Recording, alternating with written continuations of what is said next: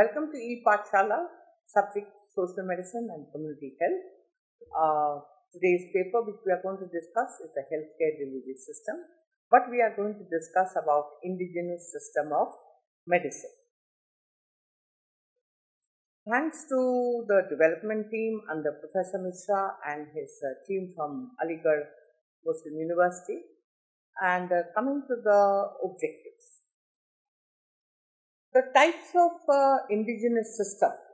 This is important in our country because apart from the allopathic system which we have, we also have a parallel setup which we have been following from times immemorial, and this has been actually the basis of our treatment schedule before allopathy, long before allopathy, and existed long before allopathy came to rule our lives.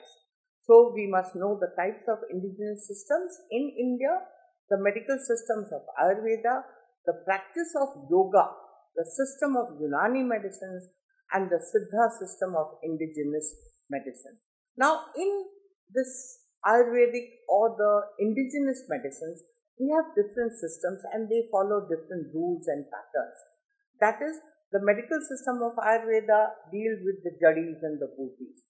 Practice of yoga is exercises mind and self-control and body control through such exercises and postures which will give complete mental satisfaction and mental peace, and thus with their peaceful, habits, they will bring down say for example blood pressure. The yoga, Ayurveda, they have a very good effect on blood pressure, and if a person who practices yoga regularly, his blood pressure will be very controlled, his diabetes will be controlled.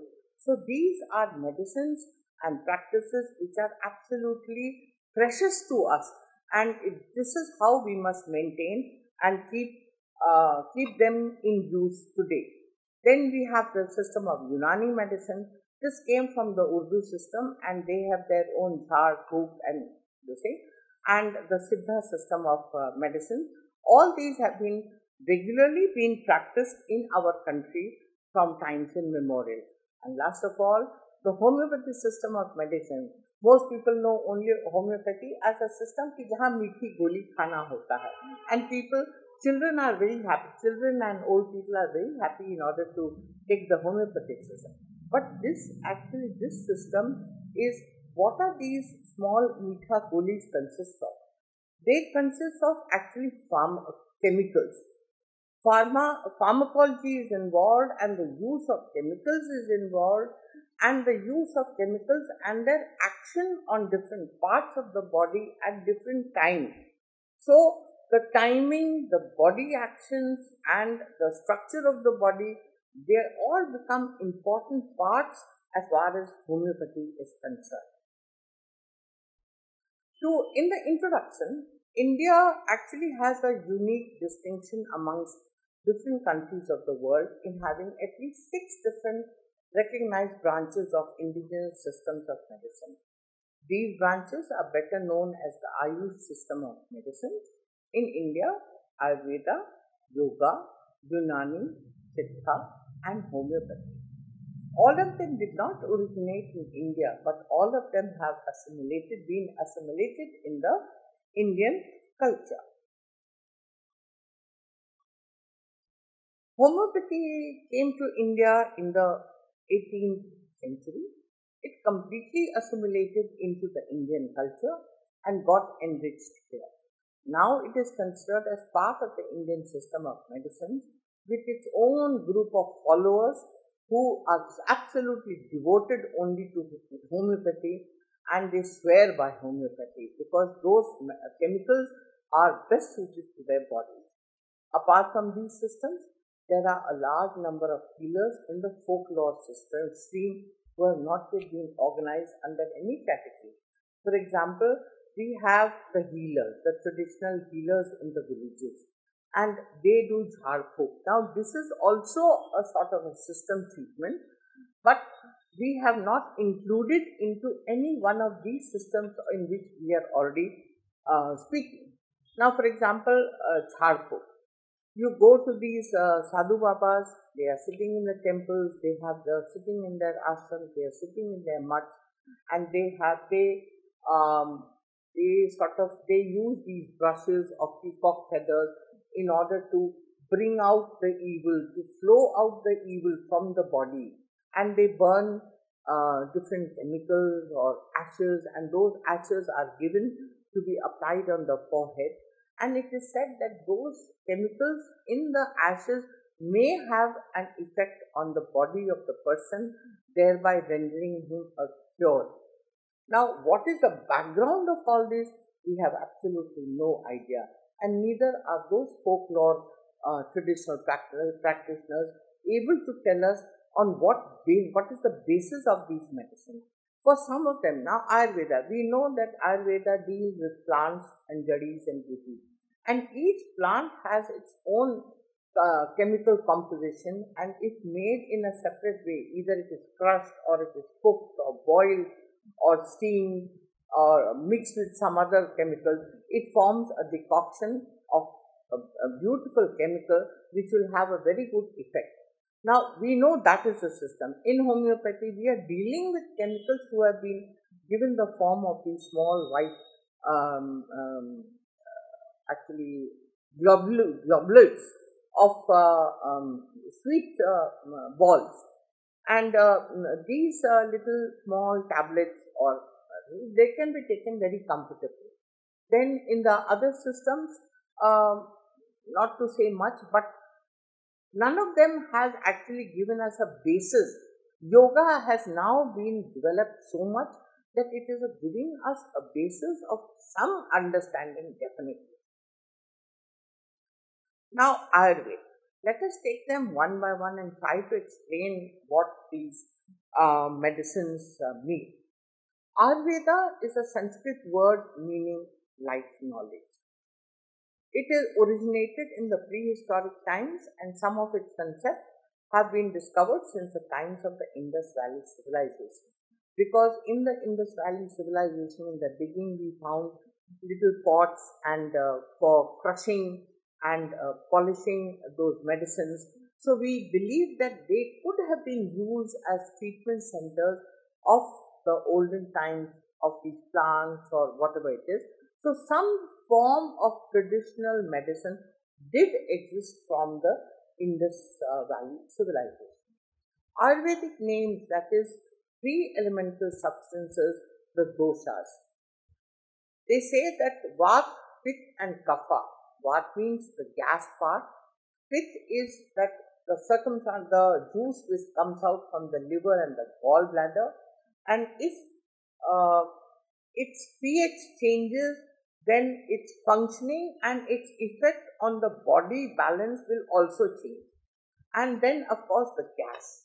So it is the gas, these are the three elements: the air, the pith which is coming out, the gas, why gas joins up in the body. So an imbalance of all these three states that actually a balance should be maintained. This is a delicate balance between all the three doshas. It results in health, while imbalance results in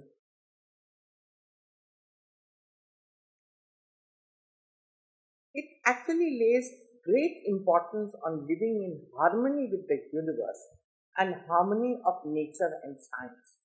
So we say that if you are going to cut down the trees, obviously we are going to lose greenery, we are going to lose plants which are actually giving us, who've taken our carbon dioxide and they are giving us oxygen. So they are giving us a life-giving oxygen. So once you chop off the trees, where is the oxygen going to come? We are going to simply breathe in the carbon dioxide which we have been breathing out. And this is what we are misbalancing the harmony of the universe. And as Charak also said, that there are three principal early texts on Ayurveda. That is, it includes the Charaka Samhita, the Shishrut Samhita, and the Vela Samhita. The Samhita means a collection of sayings, writings given by these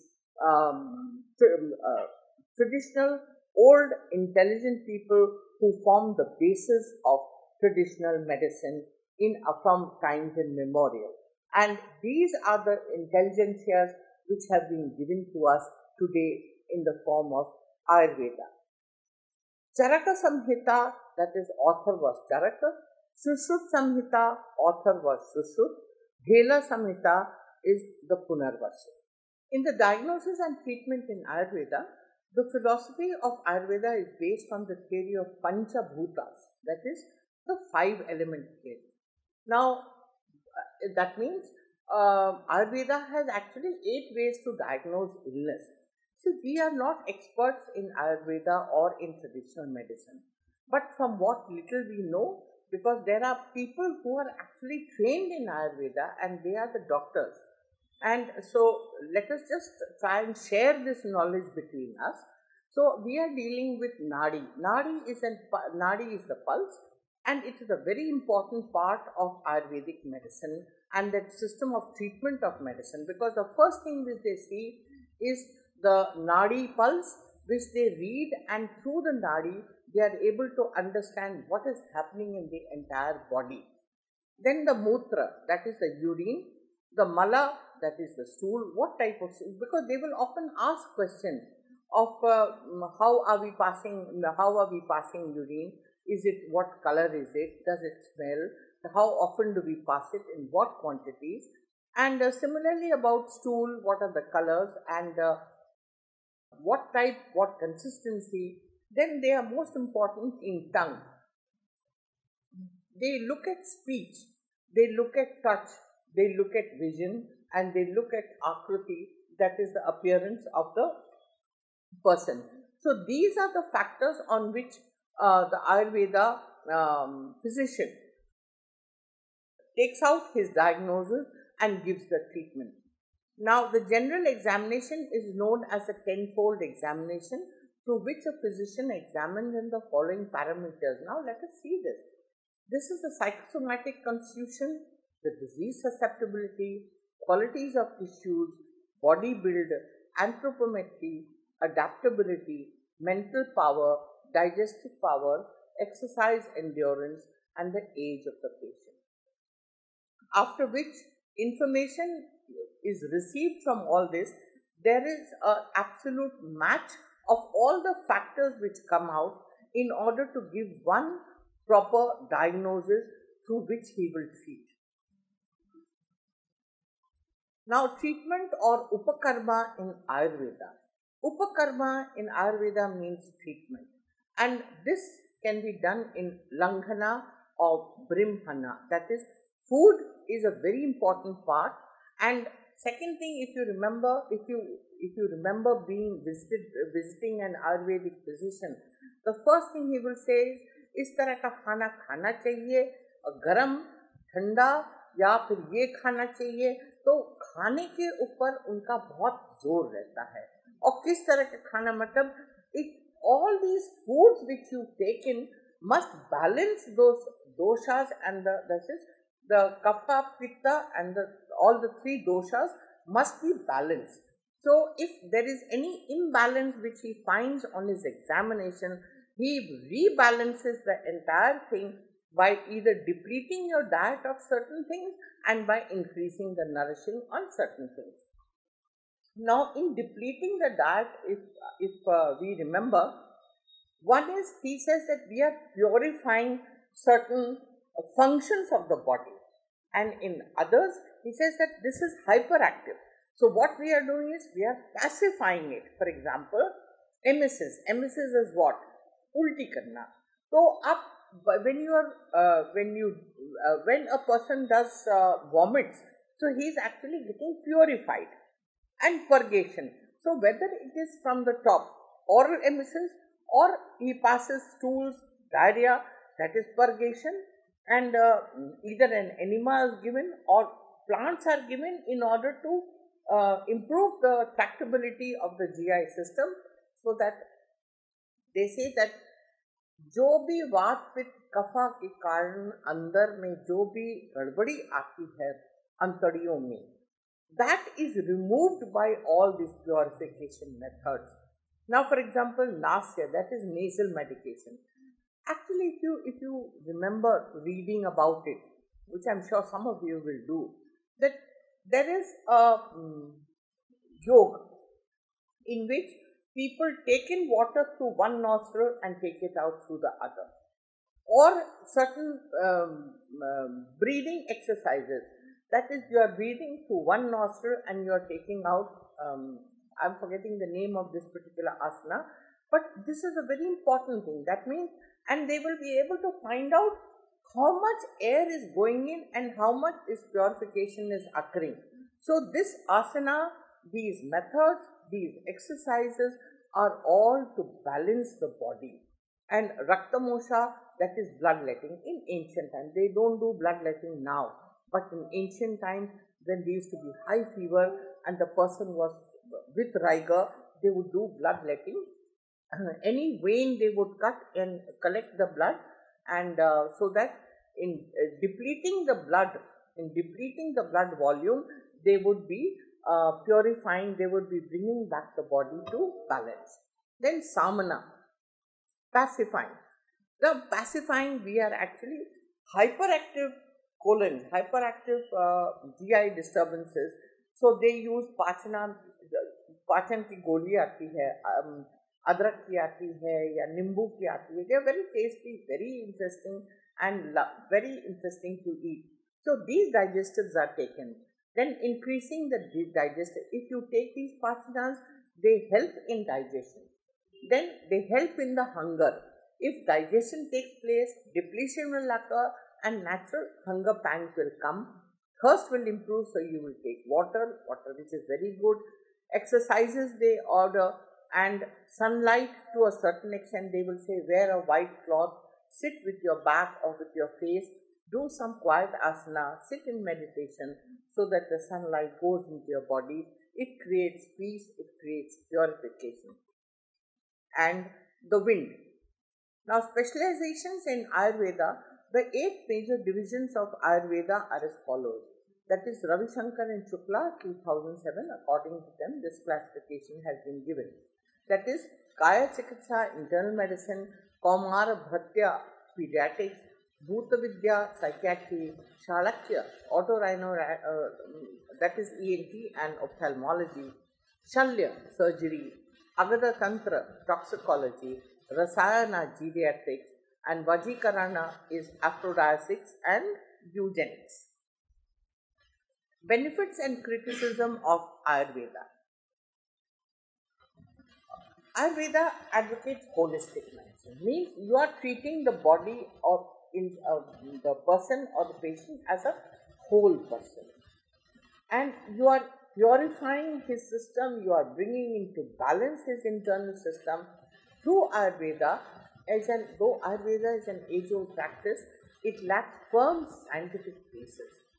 And in India, research in Ayurveda is undertaken by the CCRAS, and there have been evidences of presence of toxic metals in Ayurvedic preparations in the past. In India, the government has ruled that Ayurvedic products must be labeled with their metallic contents. So therefore, no sort of problems can arise. Now the second part. Yoga comes from the Sanskrit word union. Yoga is considered a mind-body therapy and is a way of life, and which has a potential for improvement of social and personal behavior and improvement of physical health. So therefore, the practice of yoga is dated back to the Indus Valley civilizations, when we have known our ancestors, we have known our Mahatmas. They have always sat in meditation in yogic postures, and today these yogic postures have become the practical yoga which we are using. Although I must say with a word of caution that in some yoga classes you will find very active yoga.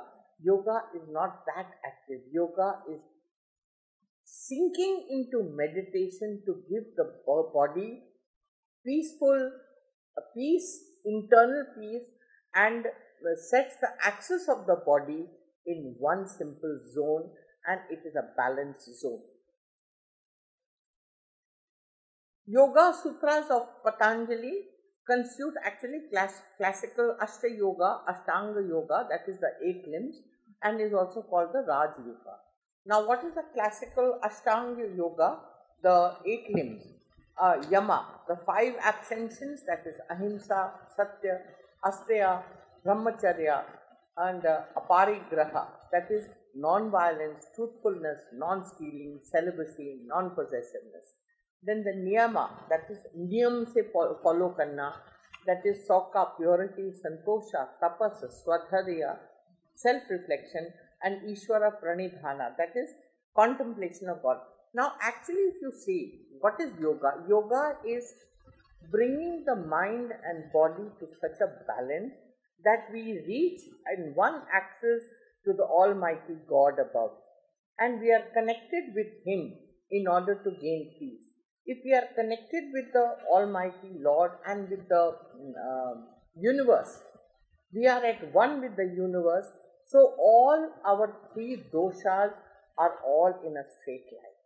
And most important, that is how at that stage we are in an absolutely healthy stage of mind and body. The classical Ashtanga yoga, or the 8 limbs, meaning asana, means how do you sit. So first of all, asanas are the ones which are used for meditation. How do you sit? You can't sit with a back which is extending towards one side, or you are in a reclining position. No. You have to bring all the body in a straight line so that all the horizontal and the vertical axes are in one line. Pranayam means suspending breath for the control of life force. Pratyahar, withdrawal of sense organs from the external objects. Dharana, concentration. Dhyana, meditation. Samadhi, liberation. Now, Samadhi is the last stage wherein which are reached only by a very few, that is only by those sadhus or sannyasis who have done stuff for a long time. And we people, we are normal human beings. We can only, if we go up to concentration and little bit of meditation, that is more than sufficient for us. Now, yoga has become, like I said, yoga has become a popular form of physical exercises all across the world, and all different types of yoga activities are taking place. In fact, recently they celebrated on 21st of June the Yoga Day. The National Yoga Day was celebrated, and lots of people went in to do yoga. But this is not. Yoga is an individual attempt to reach God. Its benefit in curing low back pain and other physical and orthopedic ailments have been found very effective by research methods. To further popularize yoga, the Indian government's efforts have led to the UN approval for 21st June, I just mentioned it, to be celebrated as the International Yoga Day.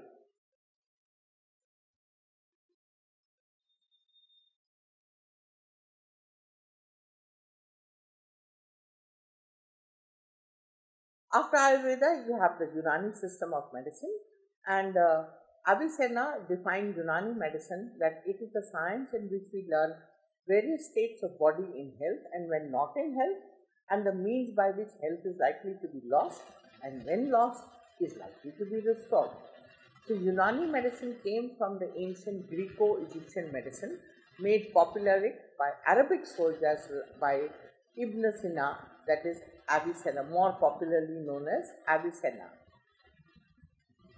In India, it arrived in the 12th century, and Unani medicine is based on the concept of the 4 humors, that is the phlegm, that is the balgam, blood, dam, yellow bile, that is the safra, and the black bile known as the soda.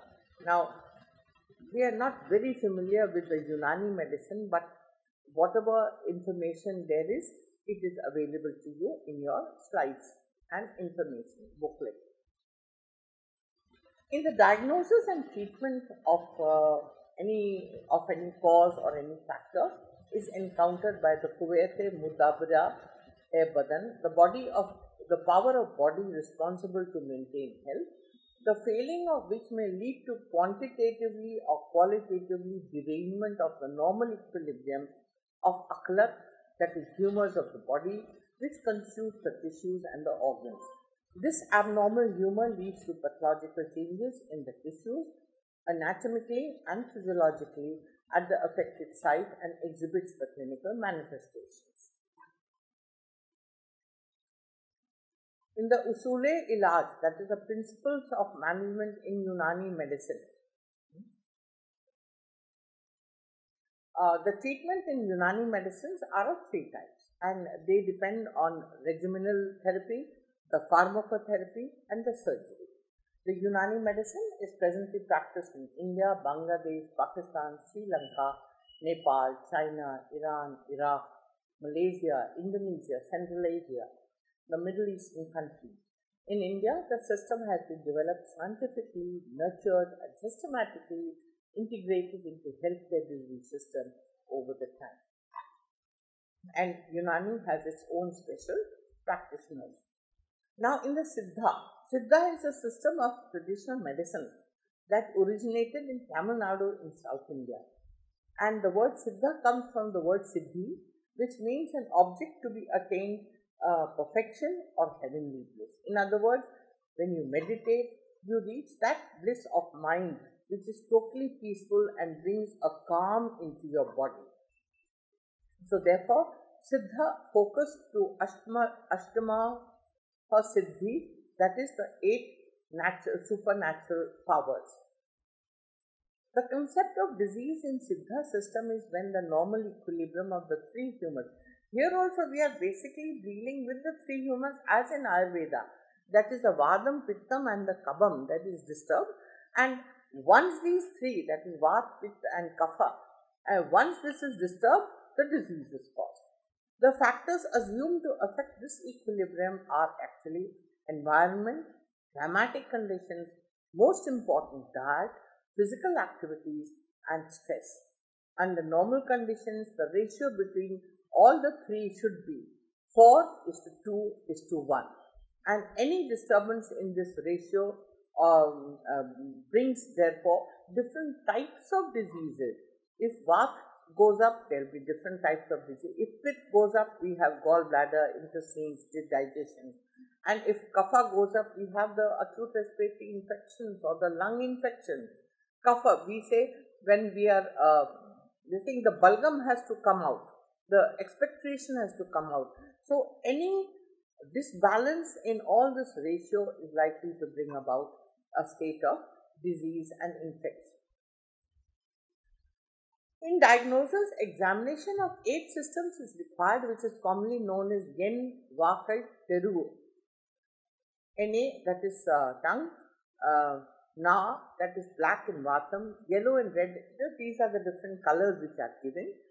Varanam, that is the color, and if it becomes pale, then it is Kabam, yellow or red in Pittam. So, depending on the color which these different items undertake, the people in Siddha medicines diagnose and give the treatment accordingly. Now, for example, the tongue. The tongue is ulcerated in anemia, so they will treat accordingly. Kural, that is voice. It should be normal in when the Vat. Pittam, it should be high pitched. It should be low pitched in Kabam, and it should be slurred in alcoholism, which is but very natural. Kanna means eyes. Yellowish or red in Pittam, pale in Kabam. Todal means touch. Dry in Vatam, and whatever the circumstances are. So, combination. So, malam, stool, neer, urine, nadi, you have the pulse, and any differences in all these, plus combination of all the factors which you get from all these will give you the diagnosis of what is the same. So, the drugs used by the Siddhas could be classified into 3 groups. That is the Tavaram, that is the herbal products. Kadu, that is the inorganic substances, and for example, Pashanam, that is drugs which do not dissolve in water but emit vapor when fired. Uparasam, similar to Pashanam. Loham, did not dissolve in water but melt when fired. Rasam, drugs which are soft, and Gandhanam. Then Jagamam, these are animal products. So these are specialists of their own medicine, and we just have to understand and respect the system for what it is. Now, homeopathy. Homeopathy was founded in 1796 by Samuel Hahnemann based on his doctrine of like cures like, similia similibus currentur, whereby a substance that causes the symptoms of a disease in healthy people will cure similar symptoms in sick people. This came to India in the 18th century, is now established Indigenous System of India and very, very popular. And a favorite with, of course, the children as well as the elderly people. Homeopathic pills are made from an inert substance that is often sugars, upon which a drop of liquid homeopathic preparation is placed and allowed to evaporate. Homeopathy is a popular form of medicine in India, but has invited a lot of criticism from the scientific community and assessments by the Australian National Health and Medical Research Council and the Swiss and the British government's health departments. Both concluded that homeopathy is ineffective, recommending against the practice of receiving any further funding. Unfortunately for them, homeopathy is still very much practiced and very popular in the Indian subcontinent. To summarize, apart from the scientific-based medicine known as allopathic medicine in India, many traditional systems of medicine are practiced together called Ayush. Now, which you must remember, has become an integral part of the primary health center and of the primary health care which is being given in our country, which is now being integrated into the public health system. Every traditional system is based on its own principle and forms healthcare and treatment options for a large group of population. With this, I thank you for visiting Eid Pashala today.